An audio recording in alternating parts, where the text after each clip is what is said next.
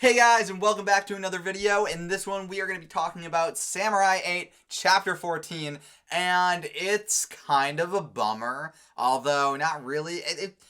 I'm going to get into it, but we learn a little bit about Hachimaru's origins, and then there's a bunch of pages of Furuta, his dad, dying, and that's basically all that we get from this chapter, and that's maybe not giving it its just dues, but that's basically the two halves of the chapter. I would say, honestly, these information about Hachimaru's past is a bit more interesting to Furuta. It's one of those things where it's like, Furuta is dying, and it's clearly a very sad scene. 100%. You're supposed to feel something there. But we haven't really known him for very long, so it's not like with like Jiraiya dying or who else died? Or Neji dying or something. It's not like in Naruto where like these long-running characters were dying and you felt something for them. Furuta has been in maybe like, so we're 14 chapters in, he's been maybe like a few of them. Probably everyone, but like he's been in just like a little bit here and there, so it's kind of hard to feel something. So basically the most interesting part of this chapter was largely the origins of Hachimaru. And so it turns out, so we learned last time, or the last couple of chapters, that like the Ususama style people were doing this whole thing. They needed keys in order to open the boxes, so they had this project and Furuta worked on it, and they basically birthed these 7 keys, these kids or whatever, and they all look like Hachimaru. Now we learn a little bit more about why they all look like Hachimaru. So one, they're synthetic people. They're not real people. They were born in a lab. Whatever. Maybe there's some kind of actual DNA going on there. But as far as they're concerned, they're like just like these little fetuses at first that live, and then they grew up and they became these light-faced people. There were supposed to be 7 of them, but then something happened during the experiment, and some of their power kind of trickled into like another lower orb, or whatever, like another fetus, and Hachimaru was born. You know how like older siblings will sometimes tell like younger siblings, oh, you were a mistake, blah, blah, blah, blah, blah, just to be mean? In this case, Hachimaru was kind of a mistake, and that's not cool, but it kind of is a thing. But in any event, this is why he lived. This is why they need him. He has basically a little bit of each of their powers, just that they can't really open the boxes themselves until they get all that extra power back. Which in the end would ultimately mean that Hachimaru dies, so it's definitely not going to happen. One thing I will point out, though, is that Hachimaru's oldest brother, the one that was basically talking to him, is named Ikkaku, and I kind of like thought about how like, oh, well, Hachimaru and like Hachimaru's name, they kept calling him Hachikaku, and what if that all of the brothers are something like a number and then Kaku? So I think I'm onto something. Obviously, it's not a 1-to-1 thing because it's not like Ichikaku, but like he's the oldest brother, so he's like Ichi Kaku. So I think that's how they're gonna name them. So maybe there's like a Sakaku or something like, or a Sankaku or something along those lines. And it goes all the way down to Ichikaku, but then Furuta renamed him to be a bit more unique.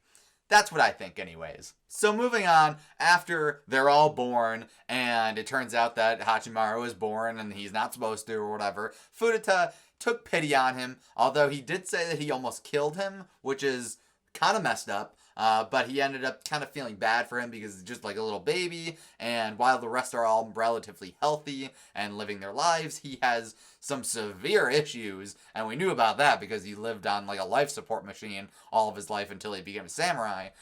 So he had some really severe issues.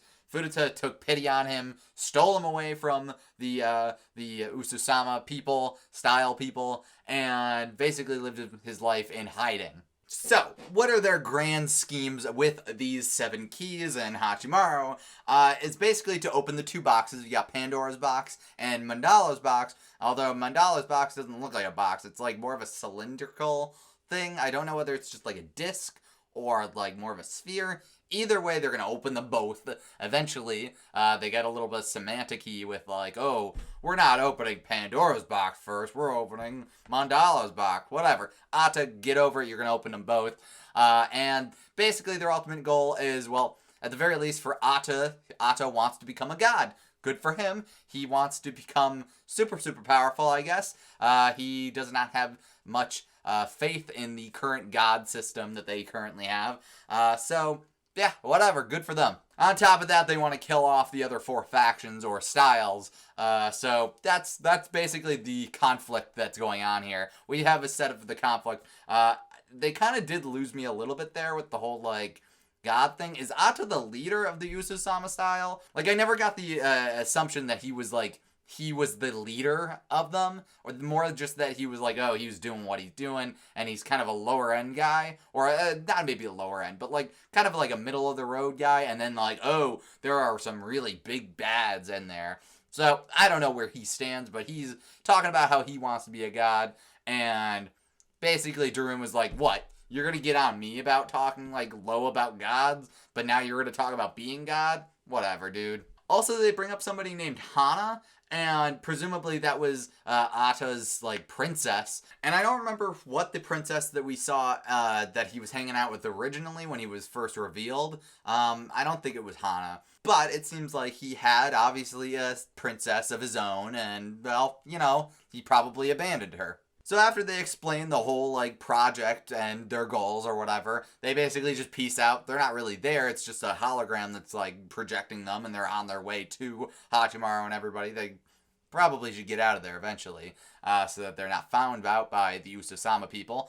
And Ata does say one thing, and we don't really get to see much about it, but he says he's going to leave a present for Daruma, and then we see a poof.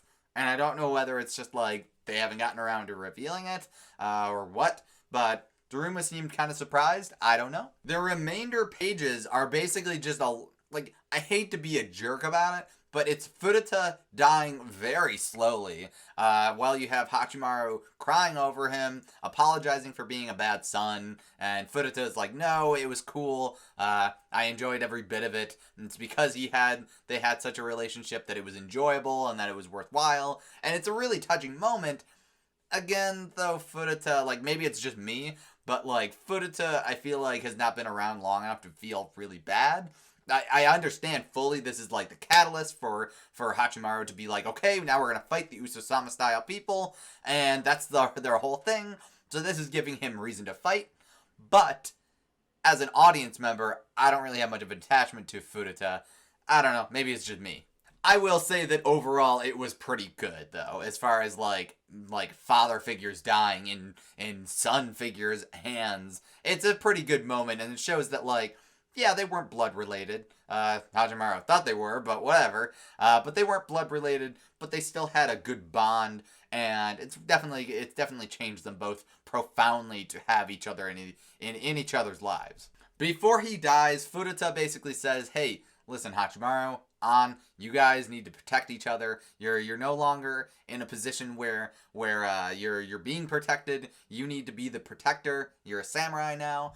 You're basically, guys, just team up together, be strong together, and move on, I guess." I don't know, whatever. And then he basically just dies. Man, I really feel like I'm being a jerk saying that Furuta is straight up dying in Hachimaru's arms.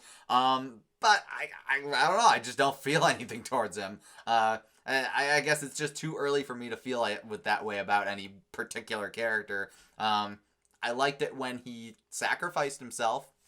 Yeah. Either way, I did enjoy this chapter, although I will say that the second half of it was a little long-winded. I wish that we had seen a little bit more of, like, Ata. Maybe they had, like, done, the explanation of Hachimaru's birth, then Furuta dying, and then a little bit of, like, here's what's happening at Ata now that they have closed off the communications with everybody else. So that would have been maybe a better way of doing it. Granted, I'm not a mangaka, I'm not a storyteller, so whatever. But that's how I would have done it, I guess. I don't know. I'm not trying to give advice. I don't have that kind of expertise. Either way, I enjoyed it in general. It wasn't my favorite chapter out of all of these 14 chapters, but I did enjoy it, and we definitely have a catalyst for why Hachimaru is going to fight. So now we have not only just for him protecting other people, but now he has a reason, I guess revenge, but, In any event, let me know what you guys thought down below in the comments section. Also, if you enjoyed this video, make sure to leave a like. And if you did enjoy it and you want to see more from me, make sure to subscribe and ring the bell. That way you'll get all the notifications when I upload. I will see you guys in another video. This was a short review, I think. I will see you guys later. Bye.